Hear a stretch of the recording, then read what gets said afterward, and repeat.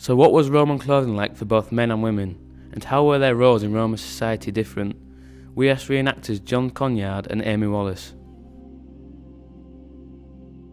When the Roman soldiers come to Britain, they're wearing a simple tunica, just two bits of material joined at the shoulders down the sides. Of course, over time they start wearing a similar garment with sleeves, and they start adopting trousers. When they come here, they're wearing a military boot, a type of sandal, hobnailed sandal called caligae. Maybe about half of them wore them when they came here, but they soon stopped, and then they started wearing a variety of footwear that you might find on a Roman civilian, but generally with hobnails. You can normally date a Roman soldier from his belt buckle, his belt set, the bits of metal that are used to decorate the belt, and the brooch he wears. And certainly by the end of the Roman period, they'll be wearing lovely so-called Coptic tunics. I'm wearing an example of one here with lovely embroidery, different colours fed into the weft to decorate the tunic with orbiculi, these circular patches, as well as the clavii across my shoulders. Quite expensive garments. Roman soldiers obviously change over time. They're in Roman Britain, they're in charge of Roman Britain for almost 400 years. When they come here to be a Roman legionary, you would need to be a Roman from Italy, one of the big cities in the empire. You're in the army for about 25 years at a time when the average age of Roman men in Roman Britain is just 35. So probably you're going to die in the army. It's considered to be a good job. You get paid more than most people. When you retire, they're going to give you a military pension, enough land, seed or animals to start a farm, or enough money to start a business. In wet, boggy Yorkshire, they're probably going to take the money and start a business, something like a small hotel. You have to be single to be in the army. You have to be able to read and write, or at least pretend you can, and Roman Britain is covered in Roman graffiti.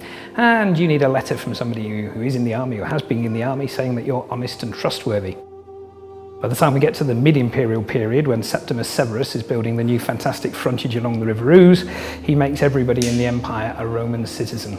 So now that means you could be born in Britain and still join the army as a legionary. And in fact, the difference between legionaries and auxiliaries or helpers becomes negligible. They use the same equipment. In the same way that we have hussars and lancers in the British Army today, they would still have legionaries and auxiliaries.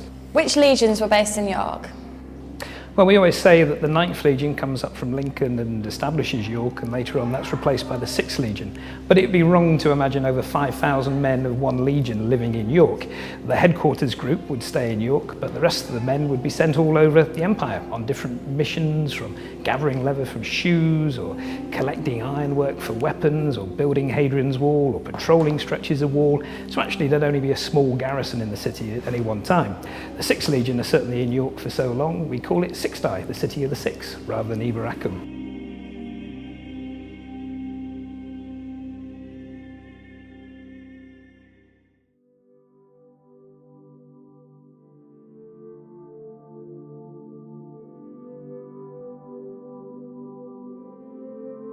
What were the roles of Roman women in York? You wouldn't really have Roman women, so to speak. Roman women would actually be coming in from Italy. Women in Britain would not be considered Roman. The roles that they might be fulfilling, they would be somebody's daughter, they would be a mother, they would be bearing children, they would maybe be cooking, and they'd probably be slaves as well. So a variety of roles, but they are definitely beneath men. What would Roman women wear? What were their ideas on decency?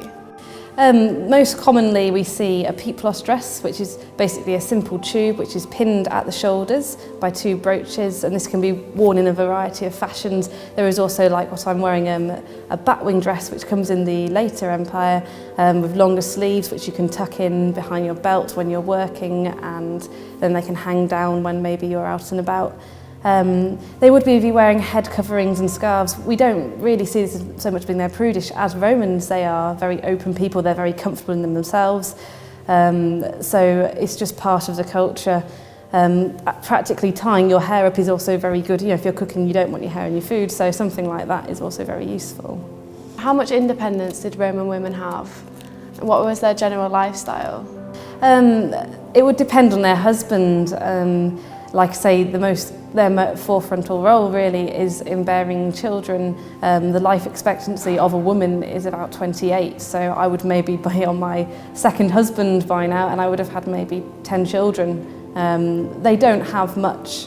I mean, maybe it depends, you know, they might have other roles depending on their status, but they're working for men really. Higher status Roman women would have had a more glamorous lifestyle. They would also have set trends, bringing the latest fashions to the city.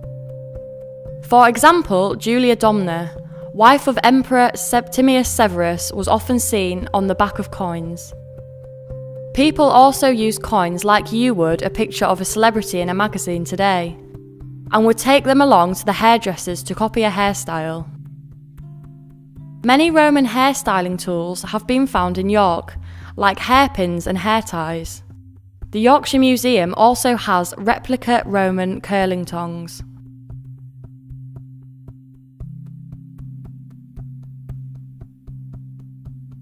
This tool here would have been used to create a curl in the hair. By wrapping the hair round, the heat would have set it.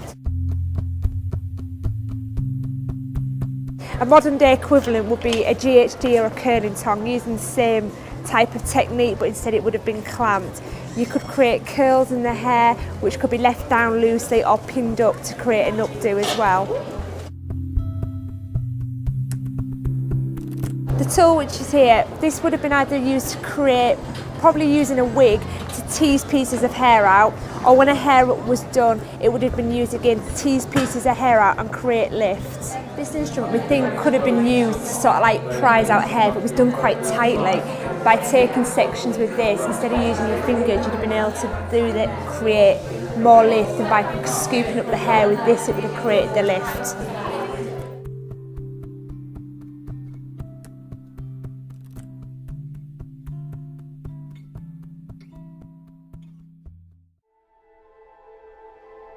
Roman soldiers liked their downtime. They enjoyed socialising, drinking, eating fast food and bathing. We went along to Roman Bath Museum, which is underneath the city centre pub of the same name. We met with Graham Harris, who runs the museum, to find out more.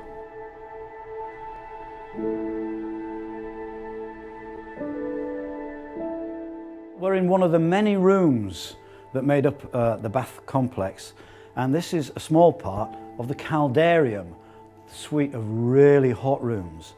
And what we've got here is Roman technology. These blocks down here are the remains of pillars that supported the floor. They built a stone floor on top of this, and they sent heat from a furnace 30 or 40 feet behind me through these three tunnels at the back.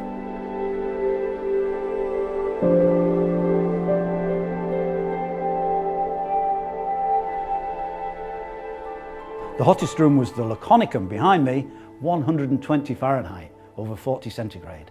That's sauna temperatures. The soldiers would sit in there and sweat. Then they'd come in here, and we think that this was the remains of a hot bath.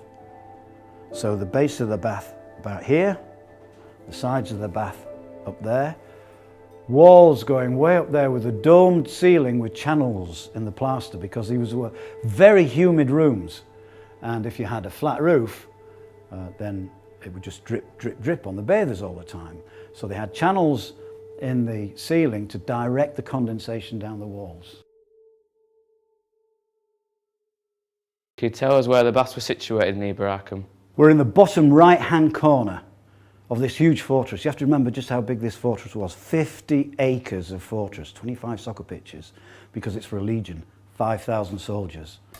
And York Minster is way, way behind me, and that's just about the centre of the fortress. If you look on the map here, this is a plan, a reconstruction of the fortress at one side of the River Ouse, the civilian settlement, the Roman town at the other, and we're here.